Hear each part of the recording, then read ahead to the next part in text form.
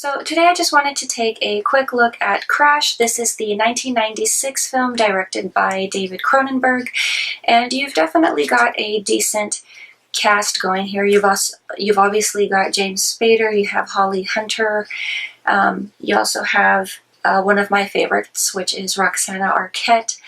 Yeah, you've definitely got a variety of actors. Everyone is very great in their own right. But you've got this this whole scene with this guy who gets into a car wreck. We kind of like view this odd scene across from him with the woman in the vehicle that he hit head on. For some reason she is sitting in her vehicle bare-breasted. We really don't know why, but it's definitely a very odd scenario.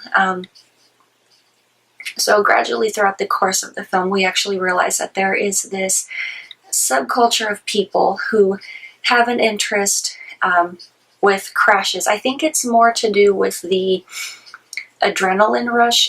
It obviously sexually excites them. It's a sexual experience for them. And my only comprehension or way of understanding this, my basis for comparison here, is autoerotic asphyxiation or breath play, because you still have that rise in adrenaline. The person becomes excited.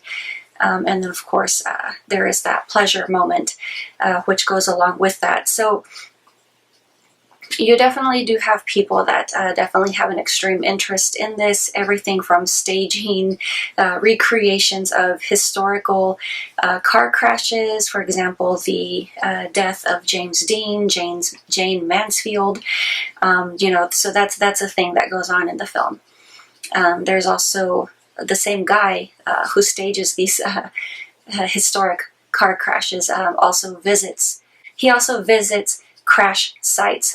So basically, like, as he's driving past an ambulance, he'll either slow down, have his driver slow down, or he'll actually get down and actually walk amongst the debris and photograph. Obviously, somebody can get into serious trouble doing stuff like that, but he goes for it. So like I said, it's definitely their thing. It's definitely a subculture unto themselves. So I wouldn't necessarily say the whole crash aspect in itself is a fetish, but it definitely has those fetish elements. So I would say yes, it definitely can lean in that direction. And then, of course, we have David Cronenberg directing, who is very much known for his bio-horror. Obviously, this is not a horror film, but we still have the bio elements going on here, which is a constant and running theme throughout all of his films.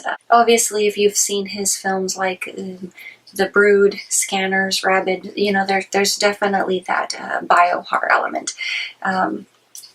But yeah, I mean, there's definitely that that response that these people have, and they definitely do lead interesting lives. Obviously,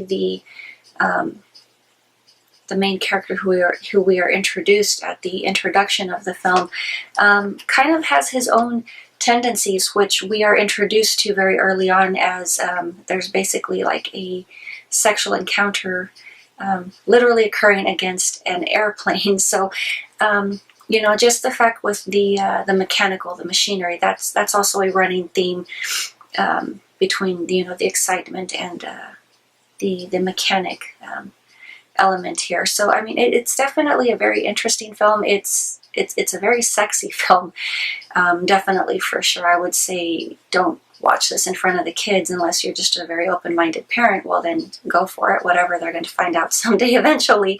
But yeah, I mean, definitely a very great film.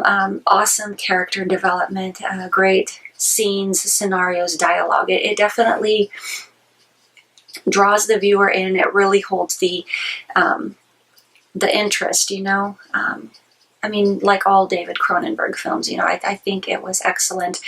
I may be biased, but I thought it was a very great film. But yeah, I mean, I would say definitely it's a very worthwhile film. You have kind of like these scenarios that the characters purposely get themselves into just to entertain themselves. For example, there's a scene where Rosanna Arquette, who plays Gabrielle, she and James Spader's character, James, they go to a car dealership, and she has braces on her legs. So my impression is that she was in a very severe motor vehicle accident, and that was just the result. But they go to this car dealership. She wants to check out a car.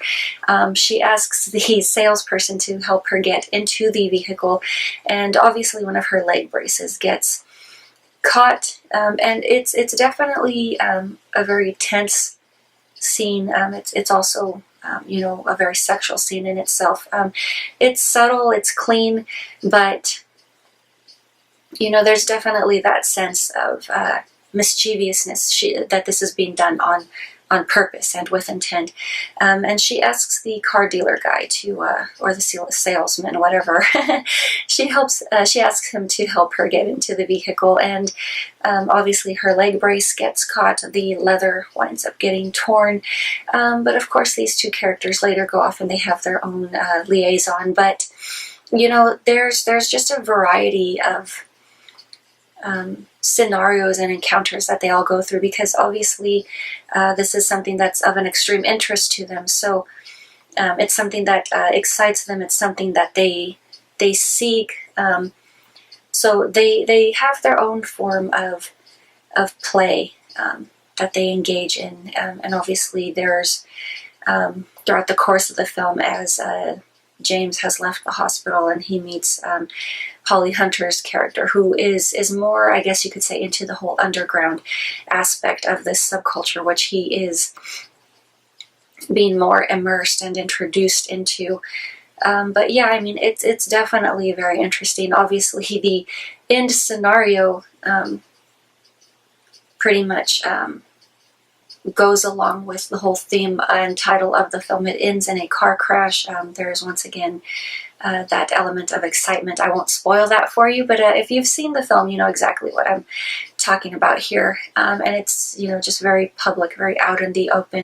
But yeah, I mean, it's definitely a very interesting film. It's one where, if you have an open mind, it'll definitely keep you in discussion for a very long while, just kind of trying to dissect and understand these characters further. But yeah, always excellent storytelling from David Cronenberg, in my opinion. But that is all I have for you guys today, and I will talk to you later.